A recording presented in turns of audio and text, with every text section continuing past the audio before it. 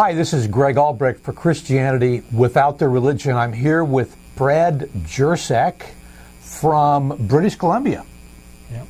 Brad, welcome to Plain Truth Ministries here in Southern California. Is the weather okay for you? Probably wonderful. Not cold enough for you? Thanks for having me. I'm enjoying it. You're okay with this warm weather? Absolutely.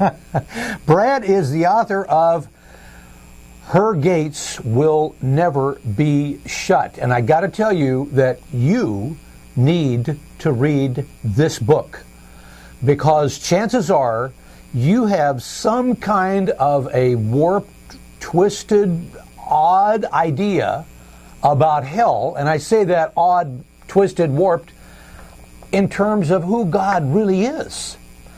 Brad, what's your own history with ideas about hell, and how did you, what did you grow up thinking about hell? Well, like many evangelicals in North America and the West, I grew up with an inheritance, and that was that those who did not say the sinner's prayer the right way or with the right heart ultimately would face divine judgment and end up in a lake of fire where they would experience constant, eternal, conscious torment. Of course, as a young boy, that's a fairly traumatic message to hear, and I remember even as an 8-year-old at Bible camp having a camp counselor offer to hold my hand in the campfire for 5 seconds or a minute just to see what it would be like, and then asking if I would like that and if I could handle it for an hour, for a day, for 1 billion years. And of course not. I was terrified of this. And he told me that this God of love had that planned for me unless I received his son and said the magic prayer, which I gratefully did very quickly. But I must say that that meant for the first 10 years of my Christian life, my faith was about escaping hell. It had nothing to do with loving God. It was fire insurance. It had to do with your fear of something that would happen to you if you didn't do something. That's exactly right. Now, so what changed? I mean, how did you leave the idea of this eternal torment as something that inevitably would happen to you unless you did certain things and would happen to other people as well? What did you have a different perspective? Obviously, you've written this book, Her Gates Will Never Be Shut. Yeah. What happened was I began to take more seriously the truth that God is love.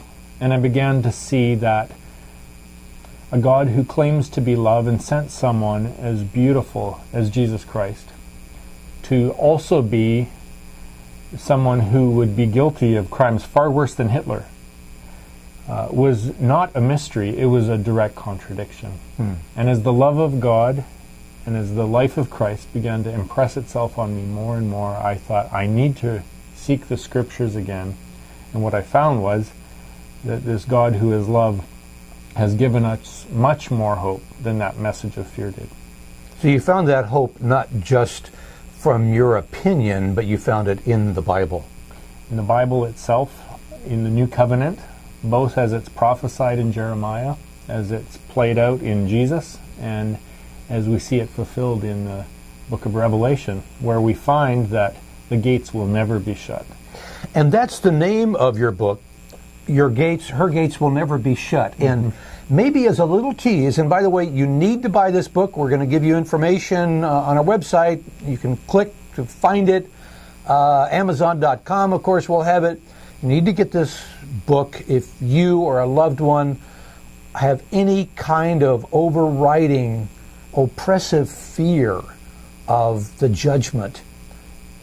This is a book that tells you who God really is. And if you could just give a little tease, if you like, a minute or so, Her Gates Will Never Be Shut. That title, the title of your book comes from? It comes from the book of Isaiah and the book of Revelation, where we read about the New Jerusalem. The New Jerusalem, of course, is the eternal state. This is the time after the final judgment. This is the time when we're with the Lord together for all eternity in the New Jerusalem. In fact, we are the New Jerusalem. We are the bride, the city in whom God dwells. The fascinating thing about these passages is that in addition to God and his bride, we find the wicked in that vision, and they're outside the city. The good news of the book of Revelation, if we just read the last 2 chapters for ourselves, is that the gates of the city will never be shut. We read that the Spirit and the bride continue to say, "Come, all who are thirsty." And we see the kings and the nations coming into those gates to drink from the river of life and to receive healing from the tree of life that has leaves for the healing of the nations. So those whom we thought perhaps were excluded forever have an open invitation through an ever open gate to an ever ready river of life. And this is the invitation and the hope that God gives us at the end of his book, where mercy does indeed triumph over judgment. Ladies and gentlemen, that is an entirely different picture than you and I, and indeed Brad, have learned from religion at large. Her gates will never be shut. You need to read this book. Thanks for joining us. Greg Albrecht for CWR.